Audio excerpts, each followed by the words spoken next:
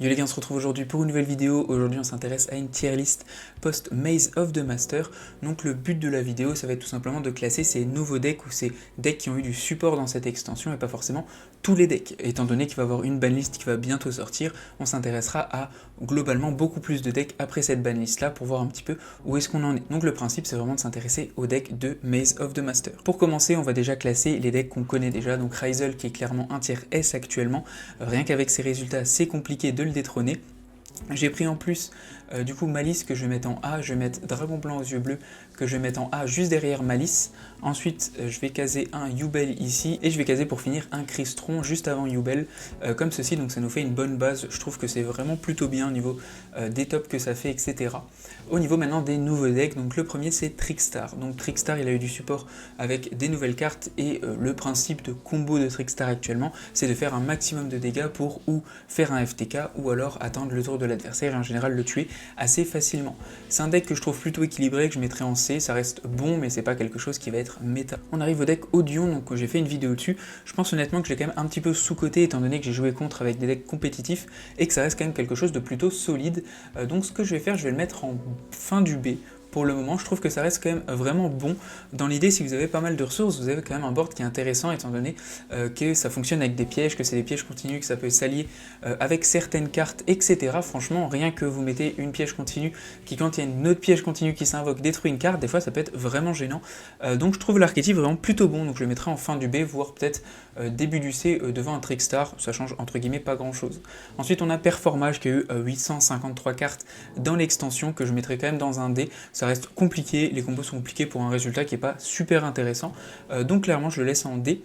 Ensuite on a Rouage Ancien avec seulement cette nouvelle carte qui est juste ici, qui permet de se spé quand l'adversaire a des monstres un peu en mode cyber D, ensuite vous la sacrifiez et vous lancez vos combos, donc c'est un gros plus pour le deck clairement. Ça permet de stabiliser, ça permet aussi en tant que deuxième d'avoir encore plus de ressources. Donc je le mettrai juste ici devant un Trickstar. Ça reste un bon deck, après ça reste quand même compliqué de gagner étant donné qu'il y a certaines cartes qui restent quand même assez vieilles, mais avec les supports qu'on a eu ces derniers temps, c'est possible de faire des choses avec. Ensuite on a Shark qui a eu seulement la nouvelle carte Tachyon, donc qui permet de stabiliser le deck. Je pense que Shark, voilà, je le laisse juste ici, même je pense que je le mets quand même vers ici. Shark reste globalement un très bon deck, étant donné qu'on peut faire quand même des boards assez différents, qu'on a accès à pas mal de Xyz, plus une nouvelle carte qui stabilise, ça reste vraiment un très bon deck que je mettrai en fin du B. Ensuite on a Zombie, donc il y a juste eu une fusion zombie qui est sortie, qui permet potentiellement à un deck zombie assez basique de faire super polymérisation ou de faire des fusions avec n'importe quel zombie, mais globalement c'est pas quelque chose qui va changer grand chose, donc je pense que je le mettrai en... Ouais, je le mettrai quand même ici, peut-être avant un... Ouais, encore je trouve que niveau stabilité, les deux sont pas dingos. Donc je le laisserai comme ça. Ensuite on a Tachyon, donc Tachyon qui a ramené vraiment beaucoup de cartes intéressantes pour plein de decks, mais pour lui-même ça reste un bon deck, je pense que je le mettrai en C. Le problème c'est qu'on a quand même des combos, deux cartes, qu'on peut se prendre pas mal de choses dans la figure, et que nos handboards sont basés sur des monstres Xyz level 8 qui sont bons, mais qui sont clairement en dessous de la plupart des decks qu'on a au-dessus.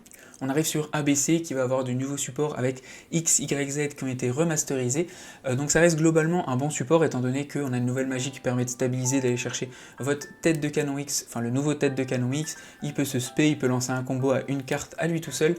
Seul problème c'est que ça restricte lumière, donc ça va quand même pas mal bloquer votre extra deck contrairement à avant où logiquement on jouait avec Enchantress, etc. Donc ça faisait quand même des bons boards et ça permettait de protéger nos combos, ce qui n'est pas forcément le cas avec ce nouveau support. Donc clairement c'est dommage qu'il y ait cette restrict là parce que le deck aurait pu faire quelque chose de vraiment intéressant. Mais ça reste toujours le même problème avec ce deck là, c'est que vous touchez en Union, vous faites un full board, vous touchez B, C, A ou les nouveaux Z et Y, bah, c'est quand même pas des choses qui vont très loin niveau combo et ça fait qu'au final le deck est pas forcément très intéressant sur un très gros événement étant donné que ça reste pas assez stable pour gagner ce genre d'événement.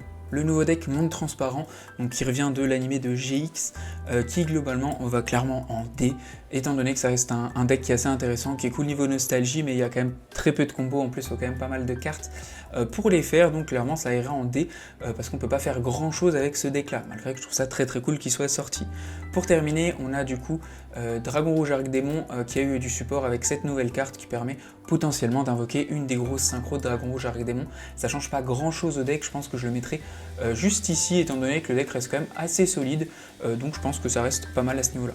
Ma conclusion sur cette tier list et cette extension, c'est clairement une extension qui était très intéressante pour le coup pour le deck d'Odion, où c'est vraiment très cool, où on a eu vraiment pas mal de supports un peu nostalgie, comme du performage, comme du Clearwing, donc monde transparent qui est assez intéressant. On a eu du très bon support pour XYZ, etc. Donc c'est que du support qui est très très cool niveau nostalgie, mais comme on le voit dans cette tier list, c'est pas un support qui est ultra intéressant compétitivement parlant, et c'est pas des decks qui vont prendre la place d'un Ryzel ou d'un Malice qui actuellement font vraiment des dingueries. Seule vraiment carte qu'on va revoir dans les decks, ça va être Seven Tachyon qui potentiellement actuellement joué dans certaines versions de Ryzel pour pouvoir aller chercher n'importe quel Ryzel, mais post-banlist, donc logiquement Ryzel va sûrement prendre quelque chose.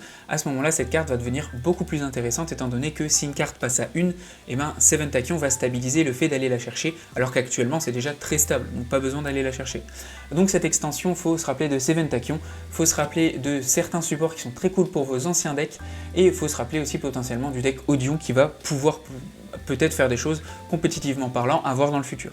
Merci en tout cas d'avoir regardé, n'hésitez pas à me donner votre avis si vous n'êtes pas d'accord avec cette tier list ou des choses. Ciao ciao, à plus et abonnez-vous.